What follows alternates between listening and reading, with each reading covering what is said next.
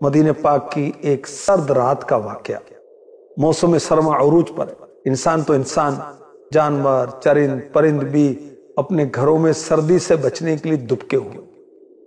ایسے سخت سردی کے موسم میں فاروق اعظم اسلام کے دوسرے خلیفہ رضی اللہ عنہ اپنے غلام خاص حضرت اسلم رضی اللہ عنہ کو ساتھ لیتے ہیں کہ چلو رعایا کی خبر گیری کرتے ہیں۔ خادم و مخدوم مدینہ پاک کی گلیوں کا مشاہدہ کرتے ہوئے مدینہ پاک سے باہر ایک خیمے کو دیکھتے ہیں جس میں آگ روشن تھی۔ امیر المؤمنین عمر بن خطاب رضی اللہ عنہ نے اپنے خادم سے فرمایا آؤ چل کر دیکھتے کیا معاملہ ہے۔ دونوں چلتے ہوئے جیسے ہی خیمے کے قریب پہنچے تو منظر دیکھ کر حیران رہ گئے۔ وہ ایک ٹوٹا پھوٹا کچا گھر تھا۔ وہاں ایک عورت اپنے ننھے منھے بچوں کے ساتھ مقیم تھی۔ چولہے پر ہنڈیاں چڑھا رکھی تھی، کھانا پکا رہی تھی، بچے ساتھ بیٹھے بھوک کی وجہ سے روئے جا رہے تھے۔ امیر المؤمنین رضی اللہ عنہ نے سلام کیا۔ اس خاتون نے دونوں کی طرف توجہ کیے بغیر سلام کا جواب دیا۔ امیر المؤمنین گھر میں داخل ہونے کی اجازت طلب کرتے ہیں، اندر آ سکتا ہوں؟ خاتون کہتی ہیں خیر کا ارادہ تو آؤ ورنہ کوئی ضرورت نہیں۔ بہت دکھی تھی، نہیں جانتی تھی کون ہے، میرے دروازے پر کون آئے۔ امیر المؤمنین رضی اللہ عنہ کا انداز بتا رہا تھا کہ وہ اس دکھی خاتون کے دکھ میں شریک ہونا چاہتے ہیں۔ خاتون سے پوچھا بی بی کون ہو، یہ بچے کیوں رو رہے ہیں؟ کہا مدینہ منورہ کی رہائشی ہوں، بچے شدید بھوک کی وجہ سے رو رہے ہیں۔ فرمایا اس ہنڈیا میں کیا ہے؟ کہا اس میں تو پانی ہے، بچوں کو بہلانے کے لیے آگ پر چڑھا رکھا ہے تاکہ کھانا پکنے کے انتظار میں بچے سو جائیں۔ اس دکھیاری خاتون نے اپنے دل کا درد بیان کیا، میں ایک غریب عورت ہوں، میرے پاس اتنے اخراجات نہیں کہ بچوں کو کھانا کھلا سکوں، دل بہلا رہی ہوں، لیکن امیر المؤمنین کو ہماری کوئی خبر نہیں ہے، ہم ان کے محکوم ہیں، ان کی رعایا ہیں، ان کا حق بنتا ہے کہ ہمارا خیال رکھیں۔ خیر کوئی بات نہیں، ہمارا وقت تو جیسے تیسے گزر ہی جائے گا، لیکن کل بروز قیامت امیر المؤمنین اور ہمارے درمیان اللہ پاک ہی فیصلہ فرمائے گا، اور یقیناً آخرت کی پکڑ بہت سخت ہے۔ یہ سننا تھا۔ فاروق اعظم رونے لگے، نرم لہجے فرمانے لگے بی بی اللہ پاک تم پر رحم فرمائے، تمہاری مصیبتوں پریشانیوں کو دور کرے، امیر المؤمنین کو کیا معلوم تم اس حال میں ہو۔ سوالیہ لہجے میں خاتون نے کہا ہمارا حاکم ہے اور ہم سے غافل ہے، اسے معلوم نہیں ہم کس حال میں۔ امیر المؤمنین عمر بن خطاب فاروق اعظم رضی اللہ عنہ اس دکھیاری خاتون کا یہ حال دیکھ کر گھر سے باہر آئے، اپنے خادم حضرت اسلم رضی اللہ عنہ سے فرما میرے ساتھ جلدی چلو۔ بہت گہری سوچ میں گم تھے اور اس خاتون کی حالت زار آپ پر گہرے نقوش چھوڑ رہی تھی۔ جو پہلے اپنے خادم سے گفتگو کرتے ہوئے یہاں تک پہنچے تھے، اب خاموشی کی چادر تانے تیزی کے ساتھ رواں دواں تھے۔ تھوڑی دیر کے بعد دونوں ایک غلے کے گودام پر پہنچے۔ امیر المؤمنین فاروق اعظم رضی اللہ عنہ جلدی سے ایک بوری آٹا، کھجوریں، کچھ رقم اور کھانا پکانے کے دیگر لوازمات ساتھ لیے۔ خادم سے فرمایا اسلم ان ساری چیزوں کو میری پیٹھ پہ لاد دو۔ خادم نے عرض کی حضور آپ مجھے حکم فرمائے، میں اسے اپنی پیٹھ پر لاد کر اس عورت تک پہنچا دوں گا۔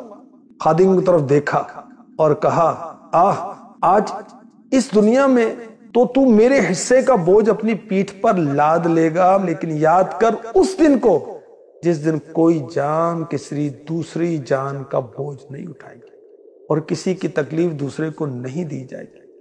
کیا تو اس دن بھی میرا بوجھ اٹھائے گا؟ خادم آقا کا فکر آخرت سے بھرپور جواب سن کر خاموش ہو گیا۔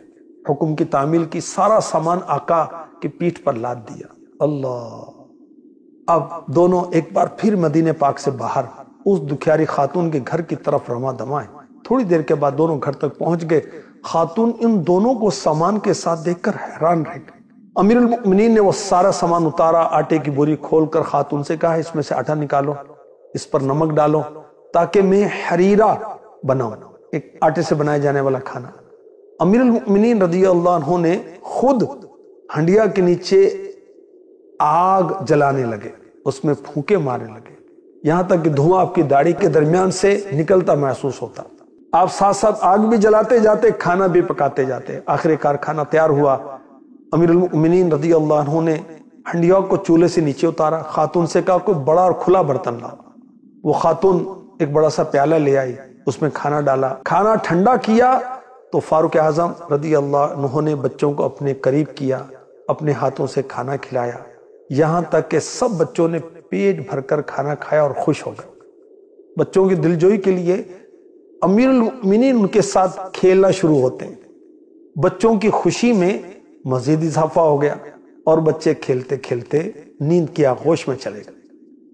بقیہ کھانا خاتون کے پاس چھوڑ کر اپنے خادم حضرت اسلم رضی اللہ عنہ کے پاس آ کر اس طرح بیٹھ گئے گویا آپ کو قلبی سکون حاصل ہوا، کندھے سے بوجھ اتر گیا۔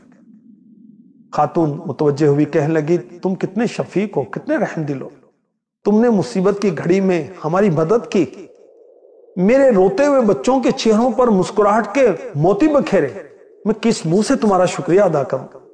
اللہ پاک کہ تمہیں اس کی بہتر جزا عطا کرے گا۔ حقیقت تو یہ ہے تم ہی امیر المؤمنین بننے کے حقدار ہو۔ حضرت اسلم رضی اللہ عنہ دیکھ رہے تھے، خاتون کے لہجے میں واضح تبدیلی آ چکی تھی، وہ دل سے خوش دکھائی دے رہی تھی۔ امیر المؤمنین کی جگہ کوئی اور شخص ہوتا تو اپنی تعریف پر پھولا نہ سماتا، لوگوں میں جا کر سینہ چوڑا کر کے کارنامے بیان کرتا، لیکن آپ نے بالکل توجہ نہ دی۔ فرمایا بی بی جیسا تم کہہ رہی ہو ویسا بالکل نہیں، میں اور امیر المؤمنین بننے کا حقدار، یہ تو بڑی عجیب بات ہے۔ ہاں ایک بات ضرور ہے، اگر تم کبھی امیر المؤمنین کے دربار میں آؤ گی مجھے وہاں ضرور دیکھو گی۔ پھر فاروق اعظم رضی اللہ عنہ نے اللہ پاک کا شکر ادا کیا اور خادم حضرت اسلم رضی اللہ عنہ کی طرف متوجہ ہو کے فرمایا، اے اسلم، بھوک نے ان بچوں کو جگا رکھا تھا، بھوک انہیں رلا رہی تھی، میں نے یہ حالت دیکھی تو مجھے اپنے بچے یاد آ گئے، میں نے دل میں یہ تہیہ کر لیا، ان بچوں کی بھوک کو شکم سیری اور رونے کو ہنسنے اور غم کو خوشی میں تبدیل نہ کر دوں جب تک چین سے نہ بیٹھوں گا، نہ ہی واپس گھر جاؤں گا۔ اللہ پاک کا شکر ہے میں اپنے مقصد میں کامیاب ہو گیا۔ اب مخدوم و خادم دونوں مدینہ پاک کے مبارک گلیوں سے ہوتے واپس اپنے گھر آ جاتے ہیں۔ اللہ ہمیں بھی توفیق دے، اپنے بچوں کی فکر تو سارے کرتے ہیں، اپنے پڑوسیوں کی فکر کریں، رشتہ داروں میں غریب لوگ ہیں ان کے بچوں کی، اس قوم میں، اس ملت میں، اس امت میں جو غریب لوگ ہیں اللہ توفیق دے، ان کو کھانا کھلائیں، کچھ ان کو رقم دے دیں، ان کو کچھ اناج بھیج دیا کریں، کوئی گوشت بھیج دیا کریں اور کوئی چیزیں بھیج دیا کریں، ایک دوسرے کا حال پوچھا کریں، ایک دوسرے کی مدد کرنا اللہ ہمارے مقدر میں فرما دے، آمین۔